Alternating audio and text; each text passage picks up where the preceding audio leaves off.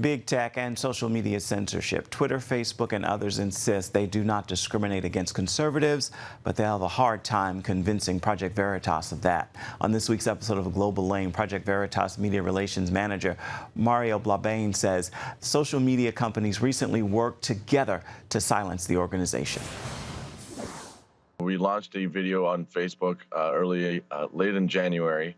Guy Rosen was one of the people we investigated. He was quoted saying how Facebook freezes commenting that they deem to be hate speech.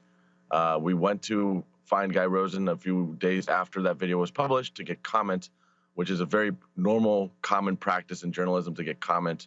And the term is door stopping someone to get comment on something they said. This guy obviously is someone of high importance in Facebook. We went to ask questions. He didn't answer. We published a video of him ignoring our questions, and Twitter decided to say that that video of asking Guy Rosen for comment violated their privacy policy.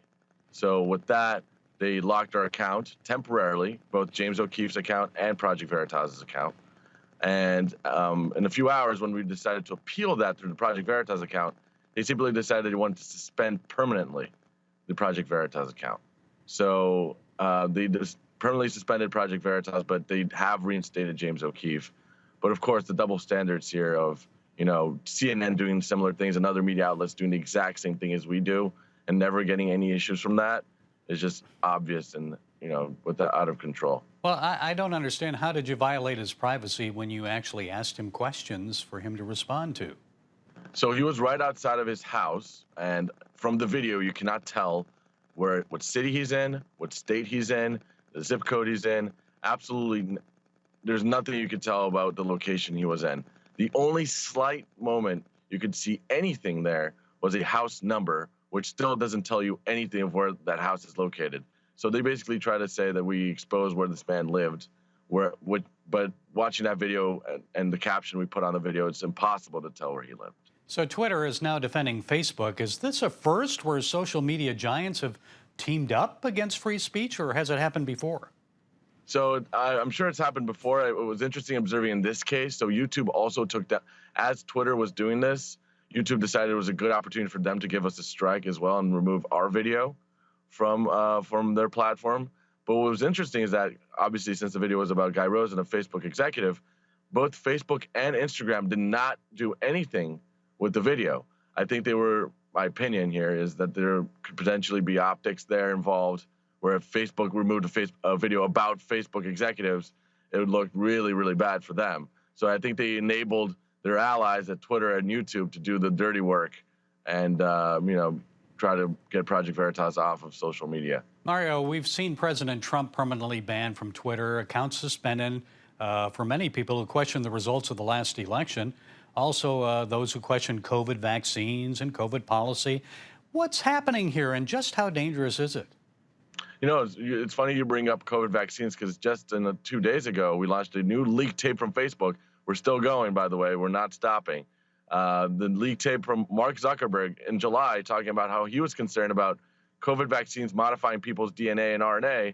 And on Facebook now, just a couple weeks ago, they just instated a policy which says if you discuss the DNA and RNA modification coming from the vaccine, you'll be, removed or banned. So basically, the Facebook CEO can discuss it in private, but in public, if the 3 billion users want to discuss it, they cannot. So that just came out recently, and it was another bombshell story. We've done several bombshell big tech stories just in 2021. And there's plenty more to come. Well, it seems like that's, science and medicine to question results and to look at other results. Well, Parler's back in business after Amazon pulled them from their web services. So how do conservatives respond? What must be done? I mean, it's important to understand that it is good to have, other platforms that promote free speech, but also the discourse and politics. It's important to understand that Twitter, Facebook, and Instagram, you have to use them because a lot of people who don't necessarily agree with your point of view are using that. And in order to get to those people, you must use platforms that don't like you, to be honest. So I agree, using Parler. Telegram, for us, by the way, has been very successful. Recently, we've grown tremendously. But it's important to use all of them, both the platforms that censor you so you can get your message across, but also platforms that enable you to say what you want to say without any backlash. And quickly, finally, how is this all affecting Project Veritas? You've done remarkable undercover work over the years on vote fraud, other nefarious behavior. What now for you? So we're going to keep going. Our big thing in 2021, which we've been expanding since 2019, is our insider program. We want insiders from big tech, media, especially government today, to come to us with information. We want to enable people who want to be whistleblowers to come to Project Veritas and expose wrongdoing. So this is a big project, and getting censored on social media will not stop us. We will, share our videos by proxy. We'll send our videos out through email, through Telegram, ask people to embed. Imagine hundreds of thousands of people getting our emails and Telegram messages, embedding our videos onto Twitter. Is Twitter going to ban hundreds of thousands of people? So that's our message, is that nothing that they can do will stop us or deter us.